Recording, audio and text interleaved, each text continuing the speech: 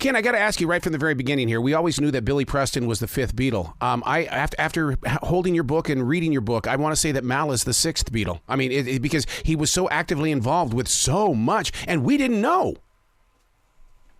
No, he was enormously busy. He was their fixer. He was the guy who would make a lot of the arrangements.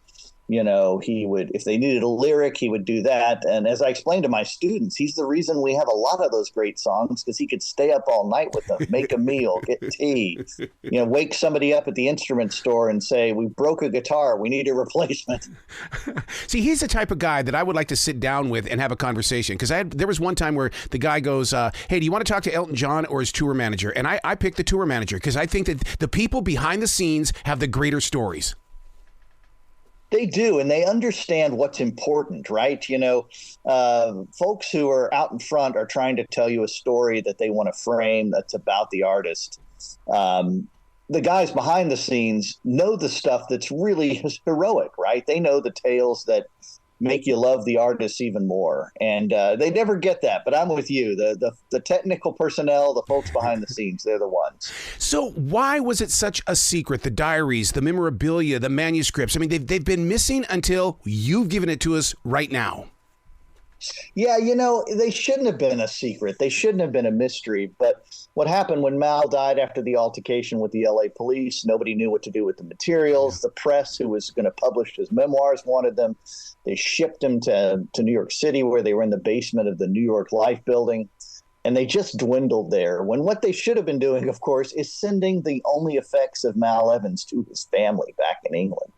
They kind of held them hostage a little bit. They wanted to put out the book anyway, even though Mal was dead. When that didn't happen, they just finally gave up and left them in the basement. We wouldn't have them at all, except an enterprising temporary worker went in, found them, and saved them from the trash heap. They were going to be thrown away, or worse yet, sent over here to New Jersey, and which I guess is the same thing. And she got a hold of Yoko Ono. Yoko said, wait a minute, that guy worked for us, and got the job done. That is every bit the reason why I've been a daily writer for 29 years. I don't know what I'm going to do with this stuff, but I know that it's well beyond me, because there's stuff in here that could help anybody along the way. But and this is proof of that you just can't throw away somebody's diaries, because it's going to be an important part of music history in the future.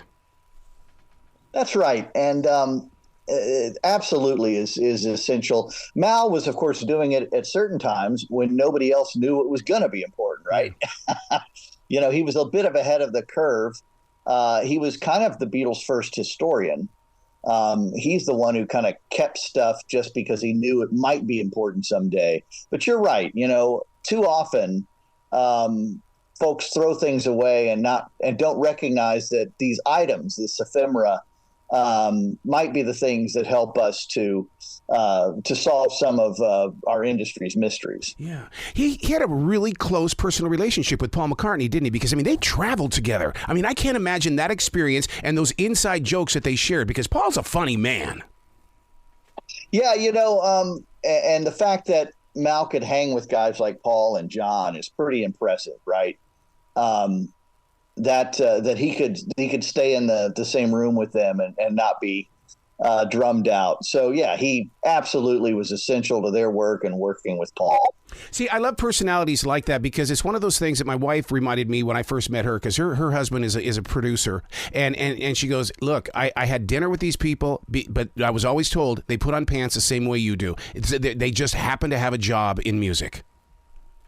That's right. And what I loved working with this project was just the fact that it humanizes everybody, right? It reminds us that we're all these organic things that, right, we're lucky to get out. And that's what Mal's story helps us understand. Wow, what's fascinating about this is the releasing time, because the Beatles right now are very, very hot. And here comes this book that I think it drew me even closer to it, because hearing about the Beatles and then here comes this book, now I want to know even more. Yeah, isn't this just an incredible time? I was fortunate about 6 weeks ago to go to some of the advanced listening sessions for the new song and the new releases. And, I wasn't even thinking about how that would tie in with the release date of our book, but it just goes to show you that the Beatles are still, and for decades from now, are going to be able to capture the world's attention. Yeah. And it's what happens when you make all this great music, right? Well, see, that's what I love about this book is the fact that you've taken music history and you've put it in this present place of now, where the millennials and those that are even younger are going to take this book and now they're going to pass it forward. And I would have never thought music had that kind of strength when I was a kid buying 45s. Yeah, you know what? Neither would I. We just weren't studying that huge part of our history. People spend so many thousands of hours loving music and watching it unfold as a central aspect of their lives. This was undoubtedly going to happen.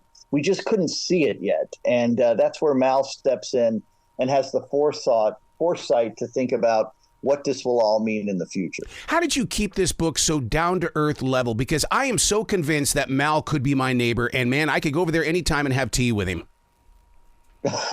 Well, you know what? He would have accepted that, too. I don't think there's any doubt about that. That was who he was. He loved people. He loved working with people and communing with them. And that was, of course, one of the great aspects of his job. In being part of things was being in that place, but he was essential in that way. The magic that you bring to these pages, because I've not gone to YouTube searching for an interview with Mal. I've not gone to any little documentary if there is one, but I'm hearing his voice through your words. And so now to hear your voice in this conversation, as far as I'm concerned, you're Mal, because you are so close to the story. Well, at times you feel like him. And as you know from reading it, at times he's deeply frustrating. Yep. You want things to work out for him. He's on this collision course and probably was for 5, 6, maybe 10 years. So it is, there's a certain level of pain, right? When you're reading it is a sad story, a tragic story, but his joy about the Beatles, I think, is what we all feel, right? And, he said, my favorite quote from him, he said to a woman named Laura Gross right before he died, the Beatles, I could live on it. They are better than food or drink. And remember, Mal loved to eat and Mal loved to drink. So that's like big, big stuff. Kenneth, you got to come back to this show anytime in the future. The door is always going to be open for you. Oh, thank you so much. Well, you be brilliant today, okay, sir? All right. Thank you.